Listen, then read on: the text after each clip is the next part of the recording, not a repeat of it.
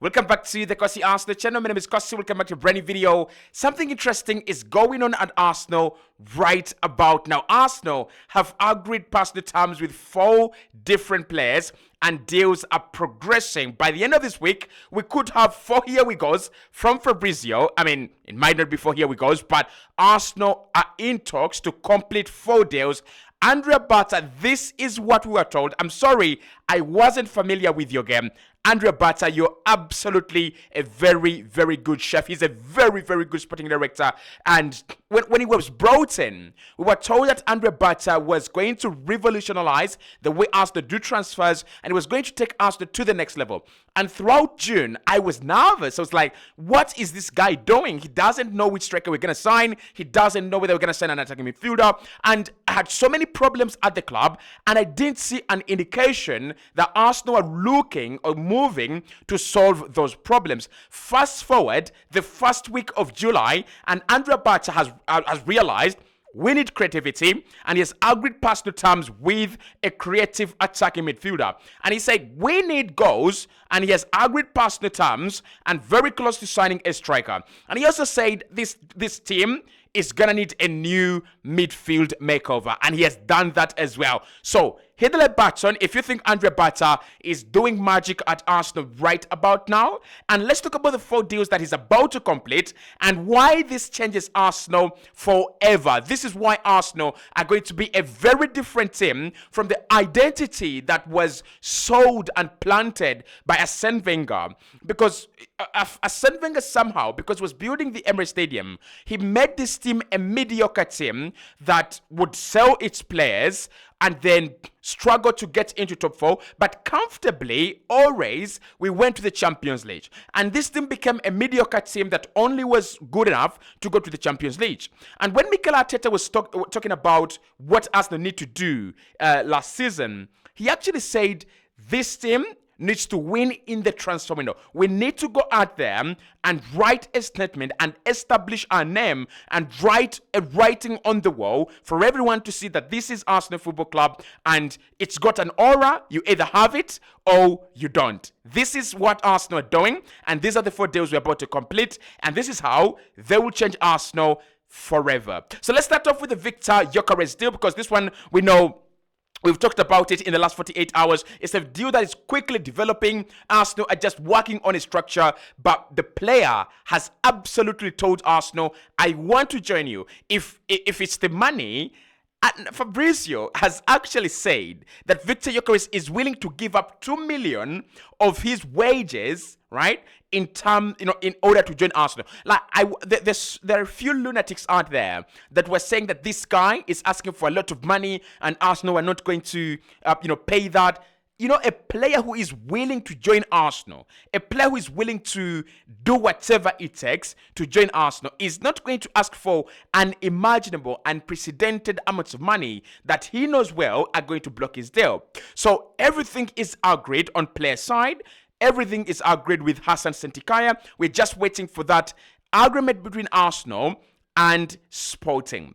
But why this move is going to change Arsenal forever is this. When did Arsenal really go to the market? The last time we went to the market and we signed a center forward and everyone's like, oh boy, we are in trouble. Arsenal are getting a center forward. Or when did Arsenal last sign a forward signing and everyone said, oh boy, Arsenal have signed a forward player. They are absolutely serious. I think that the last time we did that was Alexis Sanchez, right? In terms of a general forward, it was Alexis Sanchez. And we all know the levels at which Alexis Sanchez took Arsenal to. We all know the impact of Alexis Sanchez. If you asked me right now, would you bring back Robin van Persie or would you bring back Alexis Sanchez? For me, it's a no-brainer. It's a no doubt. I regard Robin van Persie as an Arsenal legend. I love him. I absolutely adore the guy. And I know he left Arsenal in not the best of circumstances, but many players left in the same way. And I don't have a problem with that. I understand the circumstances that were happening at the club at the time. We couldn't pay these players the money they wanted, and they were getting older, and they needed a good fat paycheck. But in terms of Arsenal really being ambitious and signing a forward that writes a statement on the wall, black and white, It was Alexis Sanchez. And then we tried Pepe. There was Aubameyang. There was, I think, Lacazette. It just never worked out. It just never worked out. It was Alexis Sanchez, the signing that I can look back on and say, this was a forward signing that was groundbreaking, an earthquake that shook the foundations of European football right to the core. Now, Victor Gyokerez is that player because of one or two or three reasons. The first reason is Arsenal have been in this drought where we have been mediocring around. We want to sign a centre forward, but for some reason, we always look the other way. For some reason, we always do something very, very different. And I've never really understood why. For the last 5 years, Arsenal have needed a very good centre forward. And if you think about the last 5 years, Arsenal have had Edin Ketia there. Then we tried Balogun, I think, for in the Europa League sometimes. And then there was Gabriel Jesus, Kai Havertz, Mikel Merino. There is no one, and this was according to James Lawrence Alcott, right? And he's absolutely spot on. And he was saying that there is no defense. Virgil van Dijk, Marquinhos, Eder Militao, whatever kind of defender that is top on his game, that is going to be afraid of Mikel Merino. That's going to be afraid of Kai Havertz. So Andre Bata is getting Gyokerez at a time when Arsenal are not in need of a striker, but are desperately in need of a centre forward, right? And that alone for me is enough to say, Andre Bata, you're a good sporting director. And what did I tell you about Andre Bata when we were signing him? I told you that this guy understands the striker market. He gets the best deals of strikers. And we can look back at his time at Atletico Madrid, and we can see Diego Costa, monster of a striker, absolute monster of a striker. But there was also Ramadel Falcao at some point in time as well. There was David Villa as well. There is Julian Alvarez, who's currently the main number 9, and then Alexander Soloth, and then of course you've got the deals like of Antoine Griezmann. All those are forward signings that have been absolutely sensational and very successful at Atletico Madrid. So from now on, for the next 5 years, unless the manager doesn't play him, Arsenal are going to be starting games with a proper centre forward. And you don't know what that does to defenses. You don't know what that is going to change in terms of the scripting for games that oppositions are now going to be doing. That changes everything. You're no longer preparing for a Kai Havertz who is slow, lethargic. It's not even a real centre forward.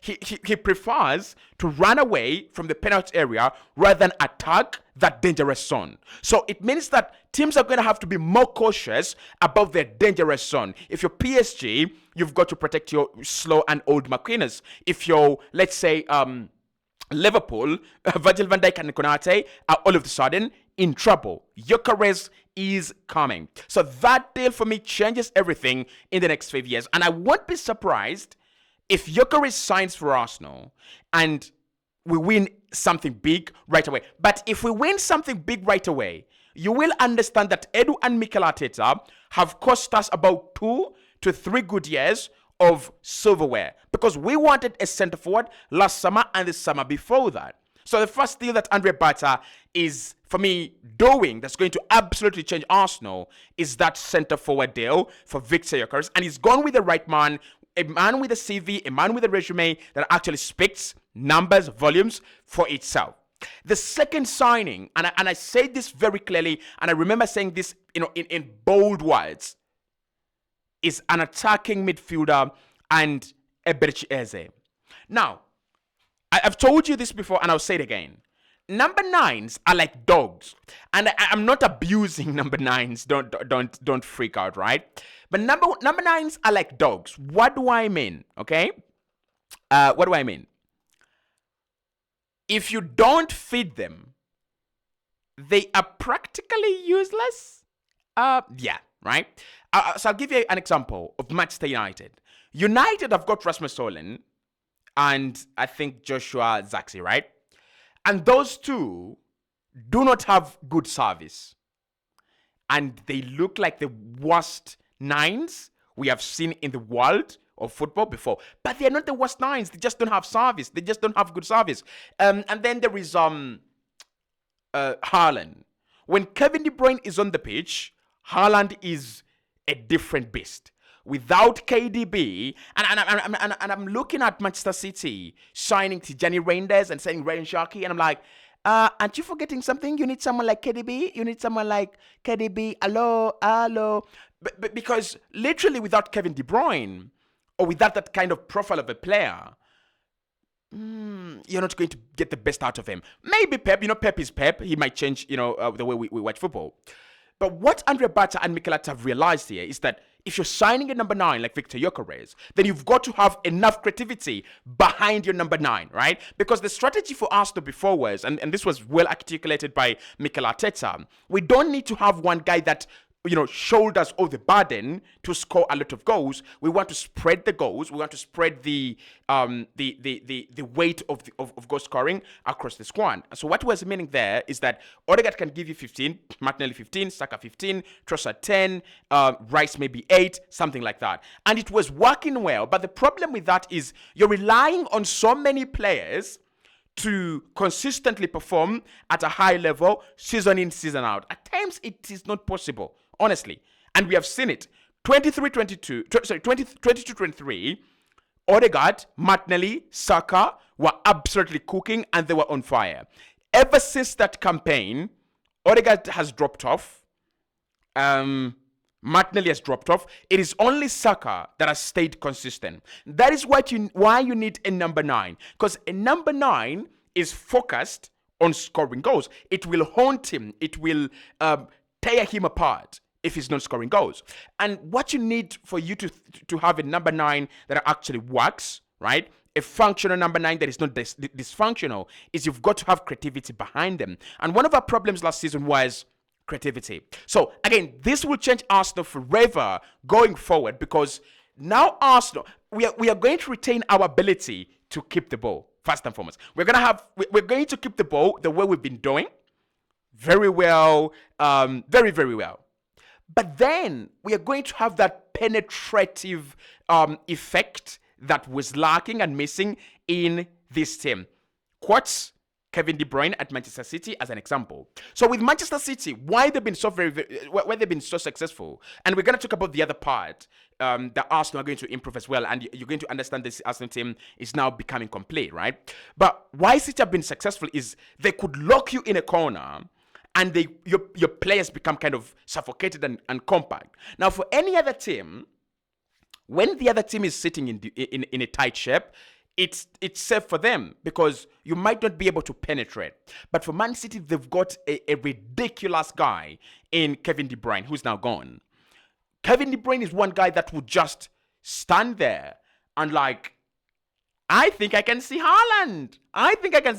And there is no way, you're watching football Manchester City are done. These guys have a very good line. The line is thick. The line is very, very organized. And for some reason, Kevin De Bruyne can see something else. Now, of course, we've had so many players like that. Ozil, Fabregas. We are the kings of having a number 10 that sees what no one else sees. Alexander Hileb, need I go on? Dennis Bergkamp, right? But ever since Ozil, we have lost that, right? And I know football is changing, but you've got to have a player like Eberechi Eze. You've got a player like Odegaard. You've got to have those two trying to create for your number 9. And now, Arsenal are going to have the ability to just suffocate teams, but not only suffocate teams, to penetrate through teams when nobody expects them to be penetrated. There's going to be that runner in Gyokerez that's going to stretch your backline, and there's going to be that orchestrator in Eze and Odegaard that are just going to find the run of, runners. Arsenal are going to be very devastating when you notice the third thing I'm going to talk about. And that is the ability for Arsenal to score goals and impact games through transitions. So I don't know, but I think when it comes to these two metrics, we are the worst team in the Premier League, but I don't know which one is worse because we don't have anything better, right? So I don't know which one is worse. Arsenal's ability to create chances through the middle of the park, or Arsenal's ability to counter-attack. Let me know in the comment box below. Which one has frustrated you more in the past years, in the past season, while watching Arsenal? Has it been our counter-attacks? They are disgustingly bad, right? Or our inability to create chances through the middle of the park. That is also awful as well. But when you think about the two teams that won the titles, right?